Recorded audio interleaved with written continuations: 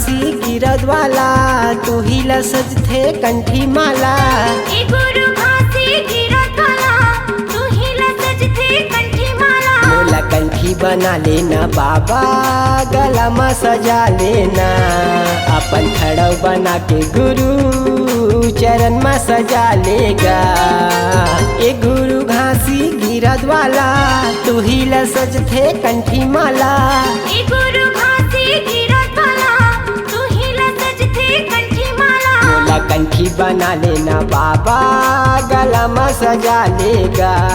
अपन खड़ाऊ बना के गुरु चरण में सजा लेगा।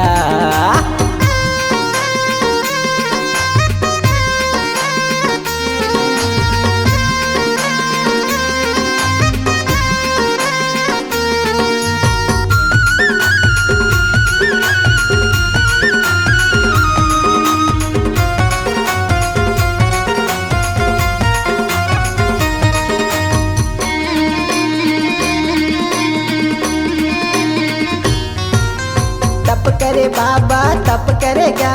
बीच जंगल में जप करेगा।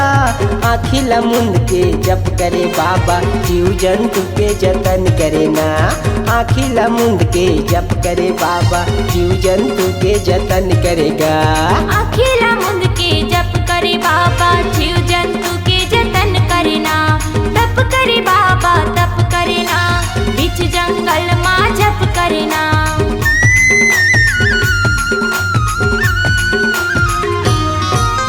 तप करे बाबा तप करेगा। बीच जंगल में जप करेगा। आँखी लमुंद के जप करे गुरु जीव जंतु के जतन करेगा। आँखी लमुंद के जप करे बाबा जीव जंतु के जतन करेगा। अखिला मुंद के जप करे बाबा जीव जंतु के जतन करना। तप करे बाबा तप करेगा। बीच जंगल में जप करना। ए गुरु घासी गिरद वाला तू ही ला सजथे कंठी माला। ए गुरु घासी गिरद वाला तू ही ला सजथे कंठी माला। मोला कंठी बना लेना बाबा गला में सजा लेना। अपन खड़ाऊ बना के गुरु चरण में सजा लेगा।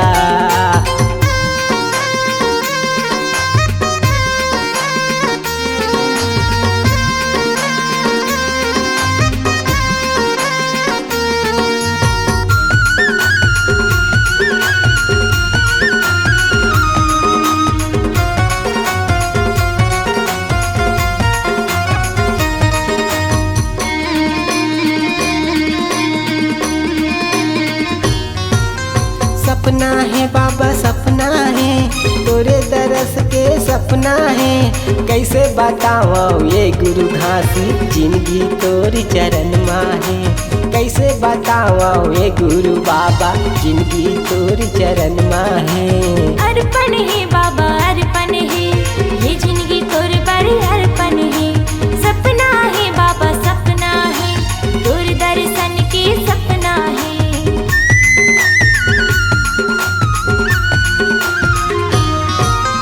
सपना है बाबा सपना है तोरे दरस के सपना है। कैसे बताओ ये गुरु बाबा जिंदगी तोरे चरण में है। कैसे बताओ ये गुरु घासी जिंदगी तोरे चरण में है। अर्पण है बाबा अर्पण है। ये जिंदगी तोर बड़ी अर्पण है। सपना है बाबा सपना है। तोर दर्शन के सपना है। ए गुरु घासी गिरद वाला तू ही ला सजथे कंठी माला। ए गुरु घासी गिरद वाला तू ही ला सजथे कंठी माला। मोला कंठी बना लेना बाबा गला में सजा लेना। अपन खड़ाऊ बना के गुरु चरण में सजा लेगा। ए गुरु घासी गिरद वाला तू ही ला सजथे कंठी माला। ए गुरु घासी गिरद वाला तू ही ला सजथे कंठी माला। मोला कंठी बना लेना बाबा गला में सजा लेना। अपन खड़ाऊ बना के गुरु चरण में सजा लेगा। मोला मोला कंठी बना लेना बाबा गला में सजा लेना अपन खड़ौ बना के गुरु चरण में सजा लेना।